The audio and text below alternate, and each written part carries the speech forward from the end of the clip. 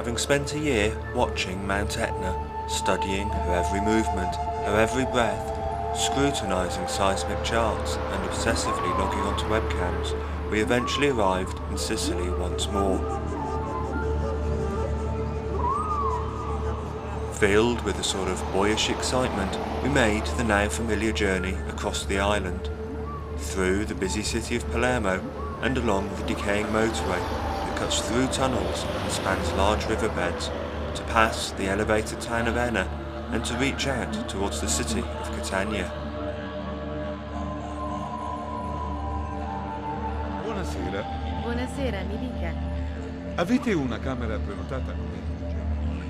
Ecco il passaporto e questa è la chiave. C'è l'ascensore? Certo, a destra. Grazie. Prego, buonasera. Buonasera. Buonasera. Allora. After a long day's travelling, we arrived at our home for the week. We were greeted by our friends David and Alessandro, who gleefully thrust us a set of keys to the hotel, our passport to playing on Etna at night. Clearly, our reputation had travelled before us.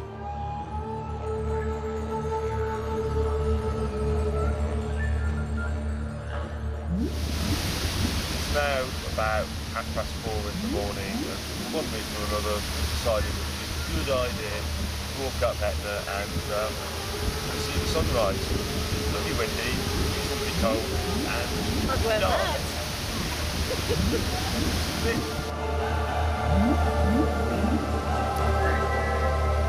I've done the climb up Monte Etna quite a few times now, but I'll never forget the first time we actually went up there. It's absolutely chucking it down with rain. We must have been mad, totally mad. But it was the last night of the holiday and there were amazing lava flows that we wanted to see. So we'd brazenly gone up through the forest and fought our way to what we thought was the top.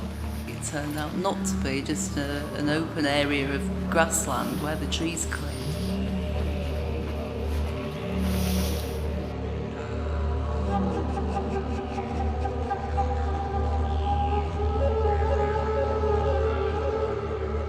We soon arrived at the top of Monte Etna to be greeted by a cold, sharp wind cutting through the night sky. We huddled by the summit cross, trying to keep warm, and we sat and admired the dim and distant views of mainland Italy. Alone, with only the howling wind for company, we impatiently awaited the sunrise. Mesmerised by the shadows, we cast our minds back to our first visit, to the spectacular braided lava flows and the violent electric storms.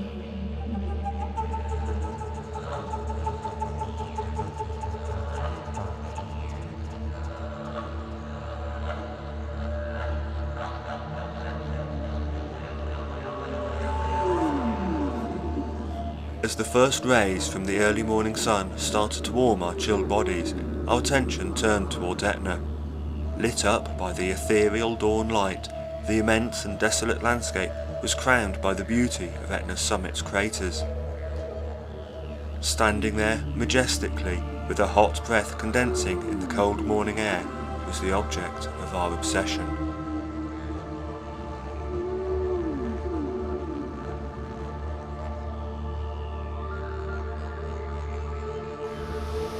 It's now 7:15 in the morning, it's still windy, it's bloody freezing up here. If we don't get back to Hotel Casaro soon, we'll miss out on breakfast. Ciao!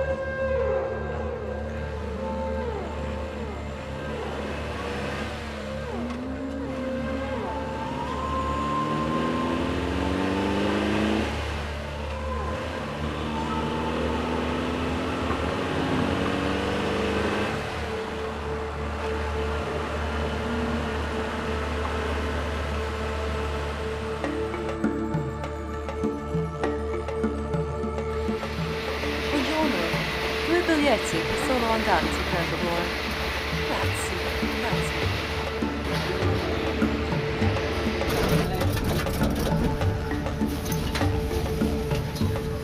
Oh là là, c'est joli, c'est spectaculaire. Hein, Ah, ça. la première fois, oui. Oui, ici, là, oui. Oui, on fait partie de... On est un groupe, là. Ah, On est plusieurs, alors j'ai devant, d'autres derrière, je sais pas où ils sont. est-ce que c'est votre première visite Oui, au oui, volcan? oui. Ah, Vous aussi? non, Non. nous avons visité deux fois. Deux fois déjà. C'est la troisième fois Oui, pour oui, nous. très bien. Vous parlez très bien français. Oh, merci. Ah, c'est bien. Il y a des moutons, pas des moutons. La laine, le zaoul. Oui. Ah, le chien. Attends. Mais des pépins.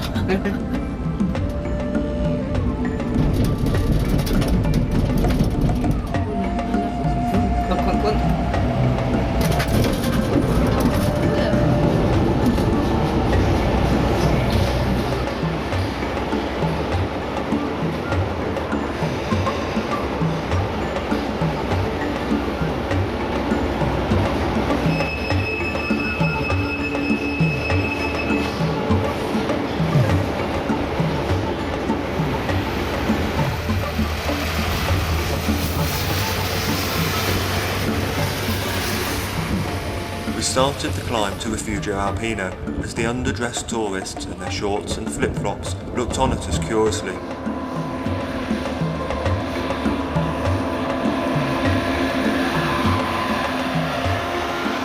As they sailed past, safely cocooned in their Unimog jeeps, we began to wonder who had the better deal, them or us. We ventured onwards and upwards, weaving in and out of the cloud like a couple of stooges from an adventure movie.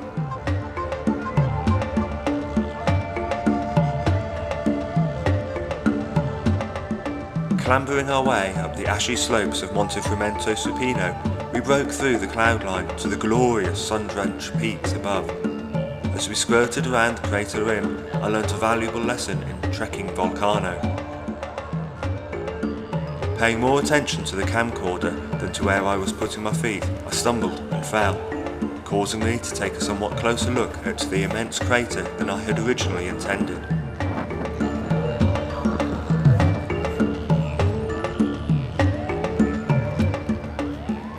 With nothing hurt other than my ego, I picked myself up and peered down into what could have been a steamy one-way trip, 400 feet into the bowels of the earth.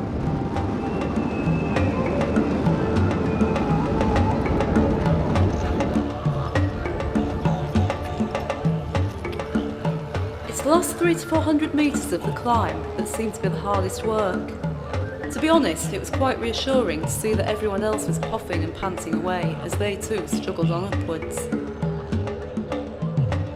Etna's sides, torn by fractures, were coated in a yellow sulphurous deposit, and lines of fumaroles were belching out noxious gases. What really struck me was how much Etna had changed since last year. The jagged jaws that had so clearly defined the rim of Southeast Summit Crater had now become more rounded, their outlines softened by more recent volcanic activity. Impressed with the effectiveness of industrial respirators, we carefully traversed the steep edges of the Bocca Nuova crater, stepping cautiously between the fractures and the fumaroles, weaving in and out of Etna's silent, pungent breath. It was easy to identify with Vern's mystical journey to the centre of the earth. We gazed deep into the mouth of the Bocca Nuova, captivated by the magnificence of this immense crater. Spellbound by the dancing plumes of steamy vapours, we had to fight with the temptation to take one step closer to the crumbling edge.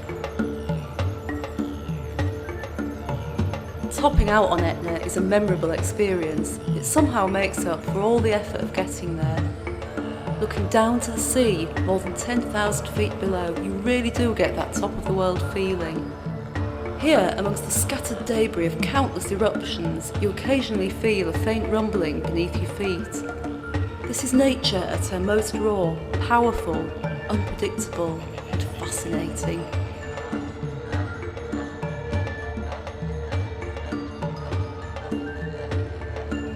As we traversed the top craters, the huge blue skies could have easily lulled the unwary into a false sense of security.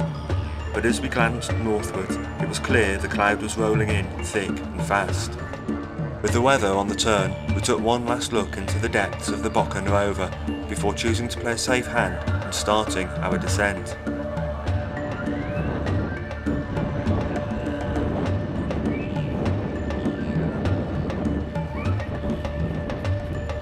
Running down the mountainside as if Etna had just roared like Godzilla, a guided tour was being shown the fun way to descend. A pleasure we had learned from last year's visit, the descent from La Montagnola is hysterically fast, incredibly dusty and, well, almost controlled.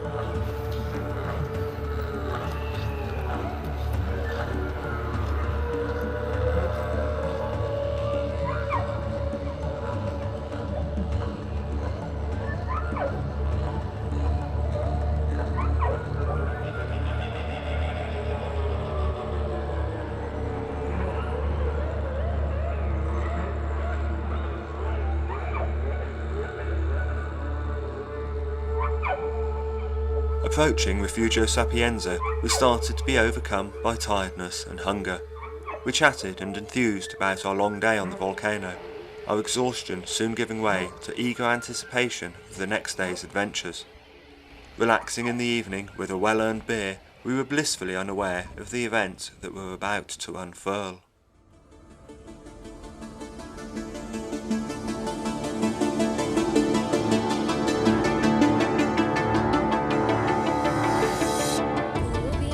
The following day, there was no mistaking the sound of sporadic explosions resounding from one of Etna's top craters. With clouds shrouding the summit zone, we debated whether to head for the tops or to wait to see if the weather cleared. With time getting on, we decided to make for our trusty viewpoint at Monte Zoccolaro.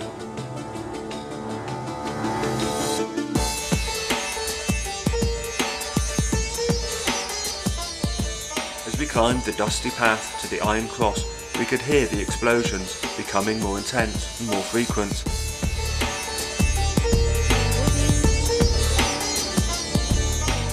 On our arrival at the viewpoint, the 1,000-foot-high southeast crater was tantalisingly shrouded in cloud. The nature of the eruption was clearly changing.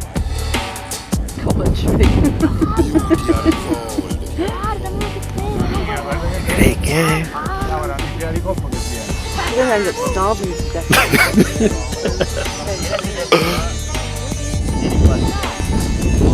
Vai compagnia all'Aroli che è attaccata alla croce.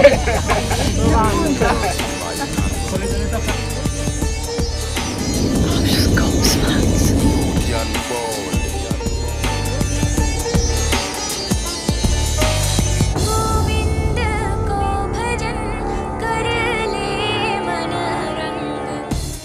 Sporadic Strombolian explosions were giving way to a more sustained eruption, the intermittent booms being replaced by a continuous roaring noise. Unbeknown to us, this was the start of a fully fledged Hawaiian-style fire fountain.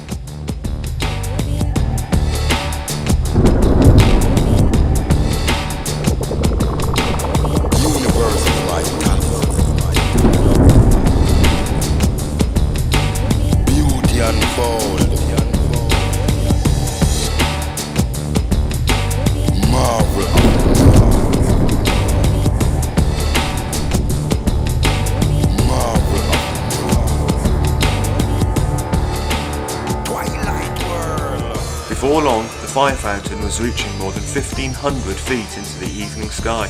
The lava had started to spew into the Valle del Bove.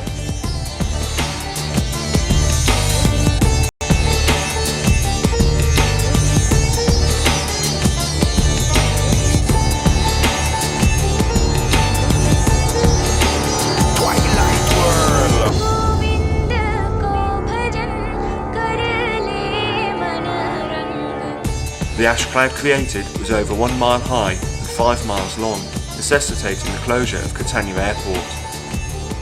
Clearly visible for many miles, The spectacular eruption lasted for over 12 hours before suddenly stopping as quickly as it had begun. We were later to learn that this was the largest eruption on Etna for over 6 years.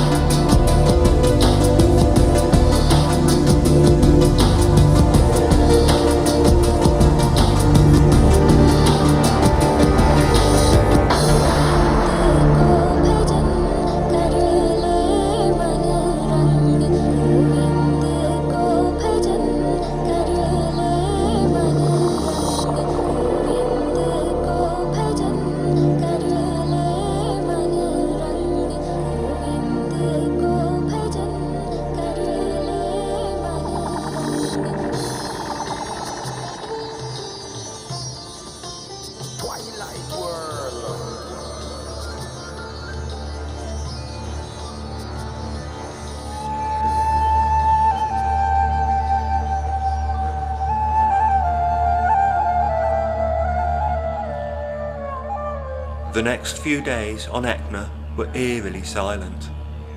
As we wandered around the charred, barren landscape, we mused on when, where, or even if we would see such a magnificent sight again. The obsession continues.